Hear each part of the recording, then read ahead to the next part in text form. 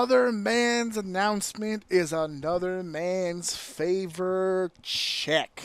Or was it? News was made as the triple threat match was set. CM Punk, Roman Reigns, and Seth Rollins set to be the main event of, well, I will safely assume night one. They're not going to close 2 nights of WrestleMania with a non-title matchup. Cena and Cody will be last on night two. But they will be the main event of night one. That has been settled. We talked about it last week. Me and Dave broke it all down when we had the conversation about the fact that Punk and Roman Reigns had their confrontation, and they made Punk thank Roman Reigns for being in the main event, because he apparently is the reason that he's in the main event. And they want to pay homage and be respectful to the tribal chief. However, after CM Punk was gracious, he did let him know that as great as it is to be in the main event of WrestleMania, that ain't the favor that he asked. And that was left in the dark, just like that. And now this week, it's been revealed.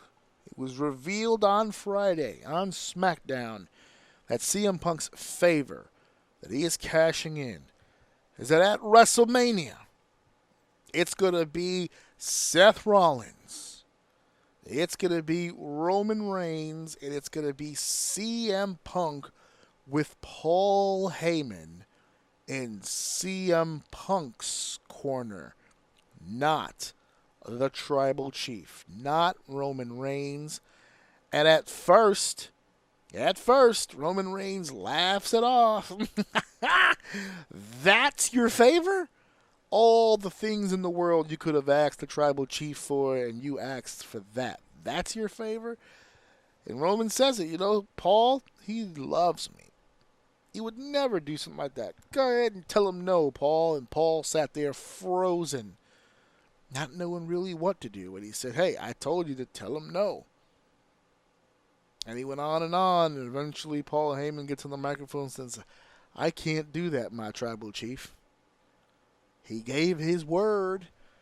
Now, I'm going to safely assume when Punk was looking through, when he was thumbing through the contract, we all assumed, based on Paul Heyman's comments, that what he seemed to have been looking for was the main event deal, whether or not he's in the main event or not.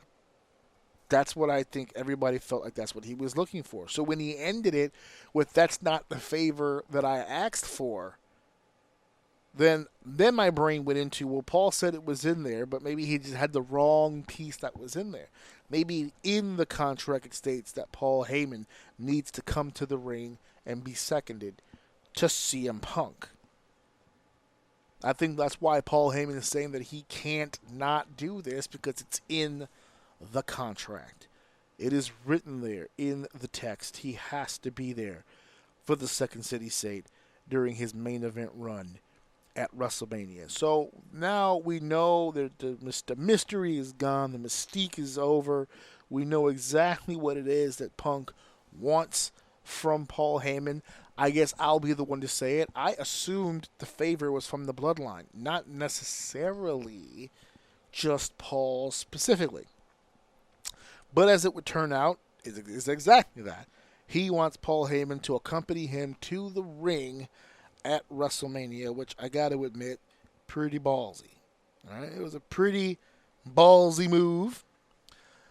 But Seth Rollins, who was in the ring, starts laughing and smiling. He gets it.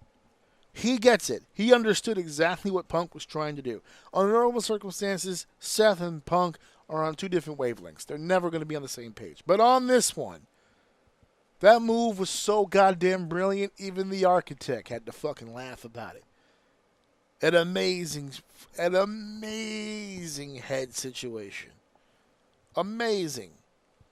Seth Rollins respects it. Game is game. He understands that Roman Reigns has been tied to Paul Heyman for a long time now. It doesn't feel that way, because a lot of us grew up and a lot of us live lives with Paul Heyman as Brock Lesnar's advocate, but he has been with Roman Reigns for several years now. And they are tight and they are close, and even Roman Reigns at the Hall of Fame. So there is no tribal chief without the wise man. There will always be the wise man to the tribal chief. If anything was to ever happen to the wise man, I would hang it up. There's no sense in me continuing with my career without Paul Heyman. They're tied to the hip. And for all we know, CM Punk being in Paul Heyman's corner, the other way around. Paul Heyman being in CM Punk's corner is guaranteed to be one night only. Because Paul came out on Raw just past Monday and stated, just so everyone was clear, that he loves his tribal chief. But he's also loyal to his best friend in the world, CM Punk. That should tell you all you really need to know about this upcoming story. That's everything that would contemplate to you that this is a personal issue. Now, I'm not going to get into the dynamics of the triple threat. We're going to save that for the roundtable. I have been telling you folks that despite what the internet may tell you, this storyline makes a ton of sense. And I could give it to you two ways. The long ways, we can go all the way back to about 2011, 2012, or you can just go back as far as January. And the story still makes sense all the way through. But that's a conversation that I want to have on the roundtable, because this brings up another topic. This topic of logic. And people say, well, it doesn't make any sense. Well, see, that's the thing. It actually does. It makes sense. Because there's a difference. There's a difference between something making sense and something you don't like. Because people conflate the two. They don't like it, so it doesn't make sense. No, it makes sense. You just don't like it. And that's fine. You don't have to like everything that wrestling promotions put out there, put on TV, or put on YouTube, whatever the case may be. You don't have to like everything that you see. But you can respect game, and you can put your respect on people who deserve it for putting their bodies on the line and what goes on in there. It doesn't make sense. No, you just don't like it. I can tell you the story of the triple threat between Rollins, Punk, and Roman. I could tell you the storyline between the three girls, between Bianca, Io, and Rhea. There's a story there. It just isn't your cup of tea. It's not one that you're enjoying. It's not one that you're able to follow, because it's either illogical at some points or there's no consistency to it, whatever the case may be. They're telling a story. It just isn't a very good one. And it's not hooking you, and it's not grabbing you, and it's not giving you those goosebumps, and it's not giving you the moments that you felt in your chest last year when we had WrestleMania. So I get it. I get it. But this triple threat match makes sense. You can do something with this. It is entirely possible for all of the involved to go out there and have the kind of match that we all know that they can have. But as we all know, it's WrestleMania, and that story needs to match. So we have the favor. Excuse me. We have the favor. We know that Paul is going to be in his corner. But now, as we progressed on to, say, this past Monday, where Seth is in the ring with Paul Heyman, and they're going back and forth, and Seth's out here just spilling the tea. He's just out here telling all kinds of truths. He is going off about how Punk treated Heyman and how Roman treated him, and oh yeah, of course he's your best friend, but he won't do what you need him to do without a favor being asked in return. Seth Rollins has done nothing but tell the truth, which helps with the fact of why he's been able to maintain being a babyface, at least on paper. But he's getting mixed reactions in the building.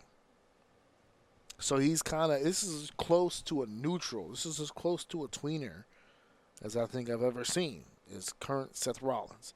Because it's not even just within this program, but just how close he walks that line between being ethical and being a survivalist. I got to do what I got to do to win or to protect what I have, whether it be a championship. But at the same time, there's a line that you cross. You don't go past that line, then you should be good. When you paint within the barriers, you can do whatever color you want. As soon as you start coloring outside the lines, it's a problem. And I think that's the way that he's living his life. So we got a tease here. Rollins is picking on Paul Heyman. He's bullying him. He's trying to get under his skin. Punk comes out for the save. Deucey DC da. And Punk gets knocked out. And Seth Rollins is there to pick up the goddamn pieces. And to intimidate. Which he's really, really, really, really good at. And there is a scuffle. And Seth drops Punk with the curb stomp. And attempts, almost like a fake, like a feigned version of it, almost like he's going to do it to Paul Heyman, but he stops himself short, and then he leans down into the microphone and he says, "And now you owe me a favor." So this is all Drama City, basically. This is all Drama City. This is all anybody's going to be talking about. They're going to hate this match. They're going to love this match. There's a lot going on with this. We talked about it last week, Talkamania. There was much more of that here. I'm not a big fan of the SmackDowns and Raws that we've been getting, only for the fact that they've been letting the B and the C crew work most of those shows. They're trying to keep as many of their A-list talent as healthy as they possibly can, which is understandable. And there's a lot of notable, situations. Like, for instance, Sami Zayn had such a big year last year at WrestleMania, and he's not on the card at all this year. Kevin was on the card, but he's injured, so he's off. Which I keep telling people, it's got to be Nick Aldis. Nick Aldis has to be Kevin Owens' replacement against Randy Orton at WrestleMania. I know he hasn't had a plethora of matches in WWE, but this is like riding a bike between these two. They'll figure this shit out, and we'll get a great match out of it. There's some possibilities here. So WrestleMania is jumping up, boys and girls. It is almost just about right there. It's going to be an enjoyable time. WrestleMania, Talkamania, however you want to fucking promote the fucking thing. This triple threat match is going to be dope. I finally got a chance to see Charlotte and Tiffy. It was what it was. The media and the hype and the buzz on social media kind of made it, I personally believe, bigger than it really needed to be. I really didn't think it was that tremendous of a ordeal, but it is what it is. People take things the way they want to take them. They've added a few matches. I got a Fatal 4-Way that I called a mile away for the Intercontinental title. We have a gauntlet match on Friday to settle up the women's tag team title match for the pay-per-view. The only tag team match of either night, by the way. Only one tag team match booked on the card itself. Jey Uso against Gunther for the world title. There's a lot of moving parts. El Gran Americano will make his WrestleMania debut against the great Rey Mysterio. It'll be a battle of the GOAT luchadors, two of the greatest of all time, two of the best to ever do it. I'm going to do it for your enjoyment, Las Vegas, your enjoyment. So a lot of great matches to come, a lot of great action to come. I personally am super excited.